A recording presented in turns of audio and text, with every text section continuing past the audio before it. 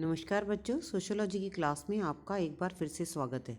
हम लोग BA part second का सेकंड पेपर भारतीय समाज मुद्दे एवं समस्याएं पढ़ रहे हैं और हम उपभोक्तावाद के टॉपिक पर चर्चा कर रहे थे।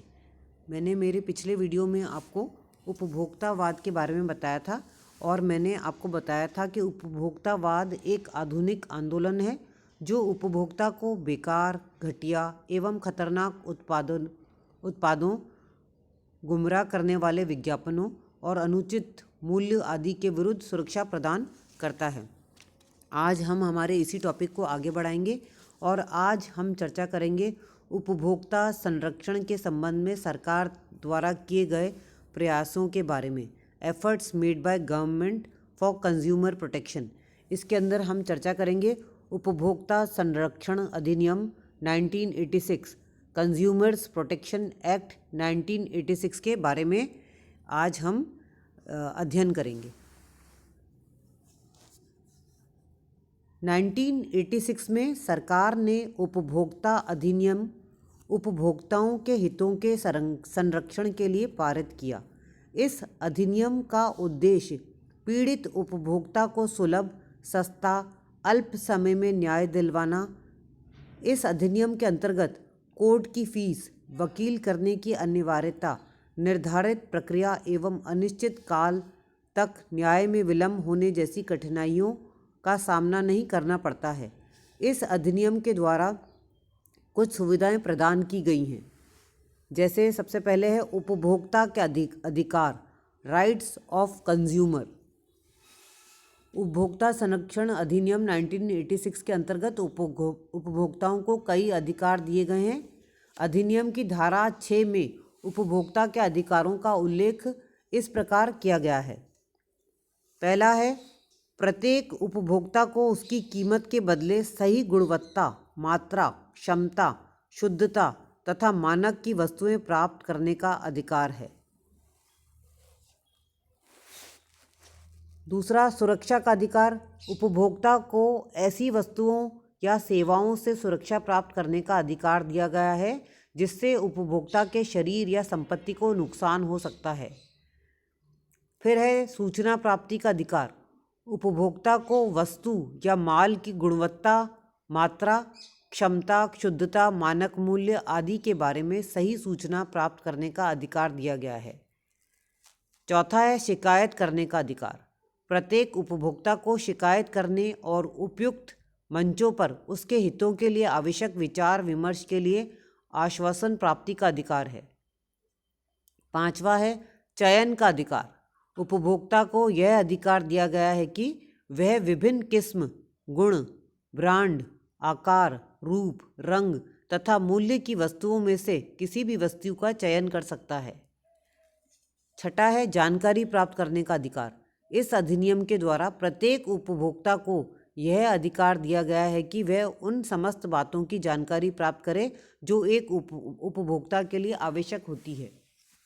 अगला है मूल्य का पूर्ण प्रतिफल प्राप्त करने का अधिकार। इस अधिनियम के अंतर्गत उपभोक्ता को यह अधिकार है कि वह किसी वस्तु, माल या सेवा के लिए चुकाए गए मूल्य का पूरा प्रतिफल प्राप्त करे। आठवां है क्षतिपूर्ति प्राप्ति का अधिकार। उपभोक्ताओं को अनुचित व्यापार व्यवहार तथा अनुचित शोषण के विरुद्ध उचित क्षतिपूर्ति प्राप्त करने का अधिकार है। और नवा है शुद्ध पर्यावरण प्राप्ति का अधिकार। उपरोक्त अधिकारों के अतिरिक्त उपभोक्ता को शुद्ध पर्यावरण प्राप्त करने का अधिकार भी है। उपभोक्ता को प्रत्येक उद्यमी से पर्यावरण को स्वास्थ्यप्रद बनाए रखने की अपेक्षा करने का अधिकार है। अब हम चर्चा करेंगे उपभोक्ता के लिए अभिकरण के बारे में। एजेंसीज फॉर कंज्यूमर, उपभोक्ता के लिए अभिकरण। इस अधिनियम की धारा 9 में उपभोक्ताओं की शिकायतों को दूर करने या उपभोक्ता विवादों के निपटारे के लिए 3 प्रकार के उपभोक्ता विवाद प्रतितोष अभिकरणों की निम्न व्यवस्था की गई है। पहला है जिला मंच, दूसरा राज्य आयोग और तीसरा है राष्ट्र आयोग। प्रत्येक जिले में एक जिला मंच होगा। राज्य के स्तर पर एक राज्य आयोग होगा एवं राष्ट्रीय स्तर पर एक राष्ट्रीय आयोग की स्थापना का प्रावधान है। जिला स्तर पर जिला मंच को 20 लाख रुपए तक के उपभोक्ता विवादों की सुनवाई का अधिकार है। राज्य आयोग को 1 करोड़ रुपए एवं राष्ट्रीय आयोग को 1 करोड़ रुपए से अधिक के उपभोक्ता विवादों की सुनवाई करने का अधिकार है। इस व्यवस्था उपभोक्ता संरक्षण संशोधन अधिनियम 2002 के द्वारा की गई है।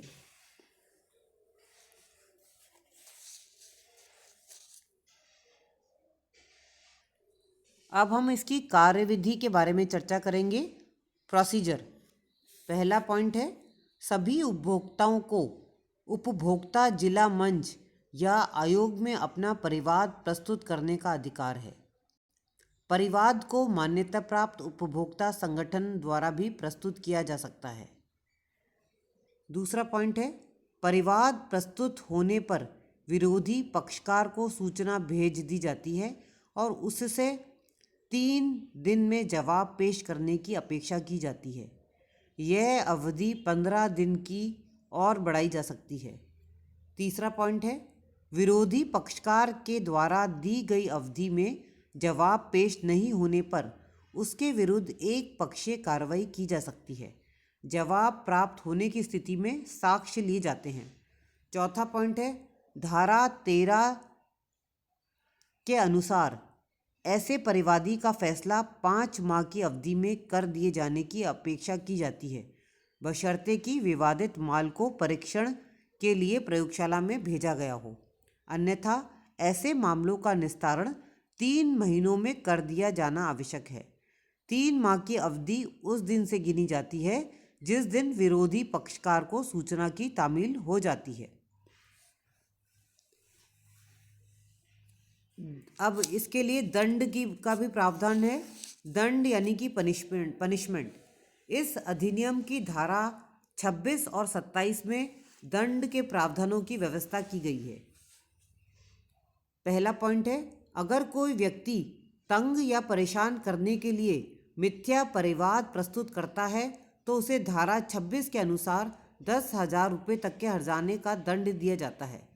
और दूसरा पॉइंट है, अगर कोई व्यक्ति मंच या आयोग के आदेशों की पालना करने में विफल रहता है, साक्ष्य लोप करता है, तो उसे धारा 27 के अंतर्गत न्यूनतम 1 माह और अधिकतम 3 वर्ष तक की अवधि के कारावास या न्यूनतम 2,000 और अधिकतम 10,000 रुपये के जुर्माने या दोनों से दंडित किया जा सकता है।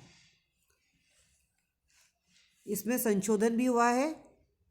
संशोधन या रिवाइज्ड उपभोक्ता संरक्षण अधिनियम 1986 में कुछ कमियां रह गई थी, उन्हें दूर करने और इसे अधिक प्रभावशाली बनाने के उद्देश्य से 18 जून 1993 को एक अध्यादेश के माध्यम से निम्नलिखित आधारभूत संशोधन किए गए हैं।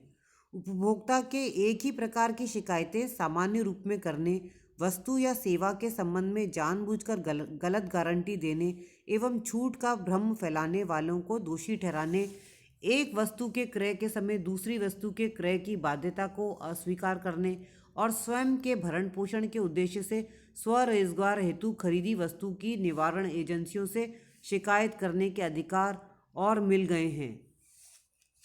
इस संशोधन के द्वारा निम्न प्रावधान और जोड़े गए हैं।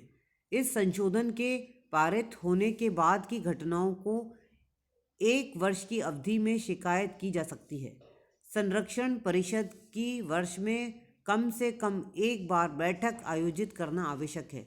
अगर कोई जानबूझकर तथा गलत शिकायत परेशान करने के लिए करता है तो उसे दंड देने का प्रावधान भी कर दिया है।